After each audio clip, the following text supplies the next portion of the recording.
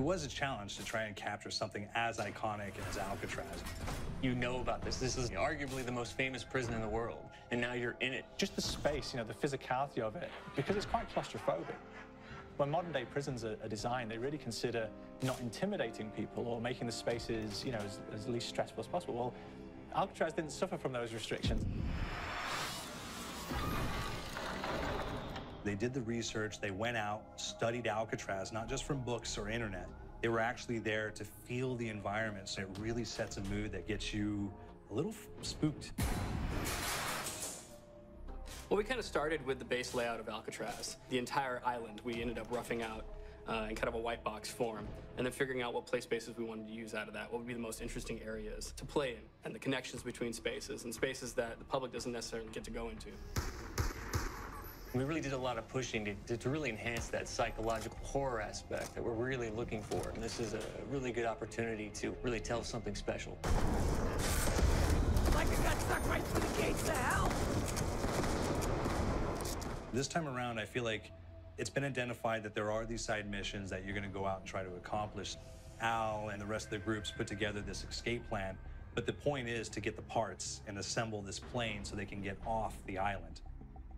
We did something new for the first time. We have actually contextual music that goes off. So that's a first for zombies. And it's all based around this horror thriller aspect. Every location will have a specific stinger that you hear when you find it, when you discover it, when you start unraveling the story. We start building on the music that you're hearing, and it's really enhancing that experience and going along with it in parallel.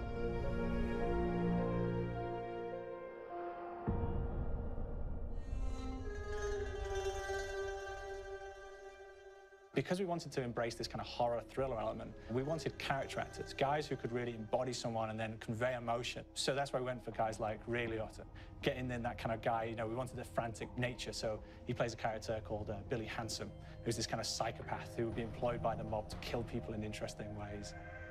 Chaz Palminteri, he plays a guy called Sal DeLuca, an old mob boss.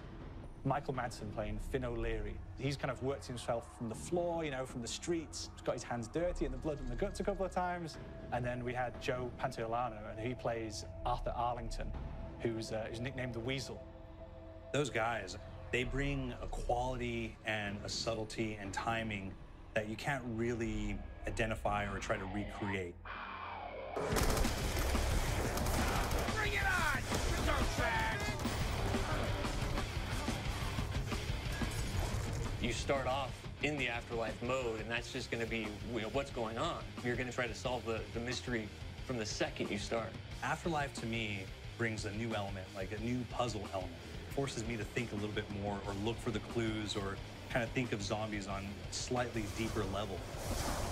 You see clues throughout the map that tell you, ooh, perhaps if I'm in the afterlife, I can interact with this object, or there's some puzzle going on here that I need to be in the afterlife. Back east, I whacked a dirty dentist with one of these. Took forever, too. Alcatraz has a Civil War kind of fort background before it turned into a penitentiary. And so we had this kind of backstory, the idea that the warden would have collected Civil War weaponry. And one of them is a blundergat. It's a fictional weapon, but the idea of the combination between a blunderbuss and a Gatling gun. And possibly, there might be a way of upgrading it to a more fantastical weapon that the players may find. We all gotta go sometime.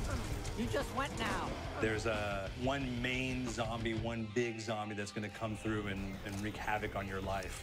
He'll lock down the perk machine, he'll close down the box, so you have to pay to get that open again. So you don't want him to interfere with your process. Now's a good time to pick a fight. Why you hurt me? It's a fun challenge. It keeps things moving forward. In terms of perks, we have a new perk called Electric Cherry.